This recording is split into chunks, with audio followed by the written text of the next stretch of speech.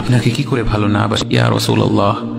যখন আপনি আমাকে ভালোবেসেছেন সেই 1400 বছর আগে, যখন আপনি আমাকে মিস করতেন, আশা করতেন যেন আমার সাথে দেখা করতে পারেন, অথচ তখনও আমি জন্মই হইনি।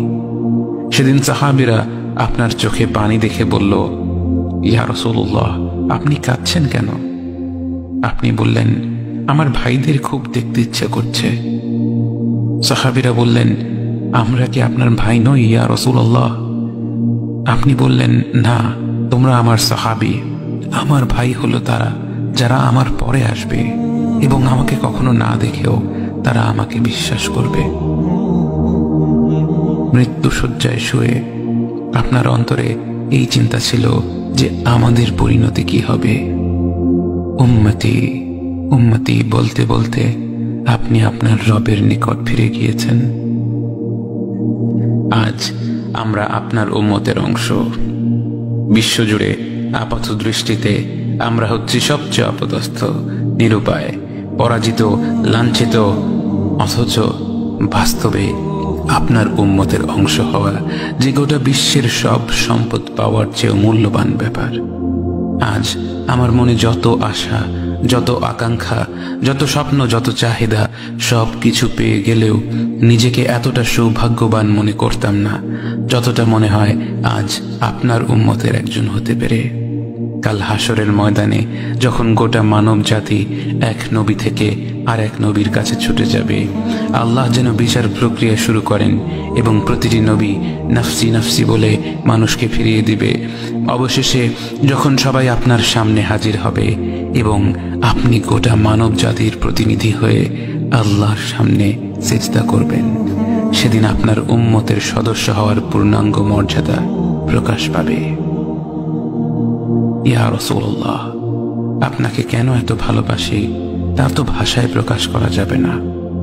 তবে যতটুকু ভালোবাসা আপনার প্রাপ্য ততটুকু তো আপনাকে ভালোবাসতে পারি না।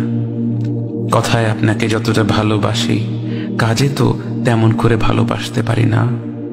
আপনার সুন্নতের অনুসরণ করি ঠিকই, কিন্তু ভিন্ন মতের অনুসারীদের সাথে ঝগড়া না করে থাকতে পারি না। ইবাদতটা নিয়মিত করতে পারলেও এবাদতে আপনার মতো আন্তরিকতা আনতে পারি না।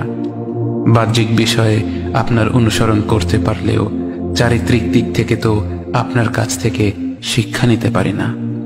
মুখে আপনার প্রতি সালাওয়াত পেশ করলেও কাজে কর্মে উম্মতে মুহাম্মদ হিসেবে আপনার সম্মানটা রক্ষা করতে পারি না। রাসূলুল্লাহ, হাবিবুল্লাহ, নবিয়ুল্লাহ, ইয়া মুস্তাফা, আমরা তো আপনার উম্মত হবার যোগ্য নই, কিন্তু আপনার রব তো সবচেয়ে ক্ষমাশীল। তিনি তো আমাদের যা প্রাপ্য তার চেয়ে অনেক বেশি অনুগ্রহ প্রদর্শন করতে সক্ষম। আপনি আমাদের যতটুকু ভালোবেসেছেন তিনি তো আমাদের এর চাইতেও বেশি ভালোবাসেন। আমরা আমাদের ভুল ত্রুটি সম্পর্কে যতটুকু অবগত তিনি তো তার চাইতেও বেশি অবগত। আমাদের রবের অনুগ্রহের দিকে তাকিয়ে অন্তরে আপনার প্রতি যতটুকু ভালোবাসা রয়েছে সেই ভালোবাসার দিকে তাকিয়ে আজ বুকে আশা বেঁধে রই, খুব শীঘ্রই আপনার দেখা পাবো ইয়া নবী আল্লাহ। খুব শীঘ্রই হাউদে কাউসারের পাড়ে আপনার হাতে তৃষ্ণা মেটাবো ইয়া হাবিব আল্লাহ। জান্নাতের নির্মল বাগানে অনন্তকালের যাত্রায় আপনার সঙ্গী হয়ে ঘুরে বেড়াবো ইয়া রাসূলুল্লাহ সাল্লাল্লাহু আলাইহি ওয়াসাল্লাম। লা ইলাহা ইল্লাল্লাহ মুহাম্মাদুর রাসূলুল্লাহ আলাইহি সালাতুল্লাহ ওয়া আলিহি ওয়াল আহিব্বা।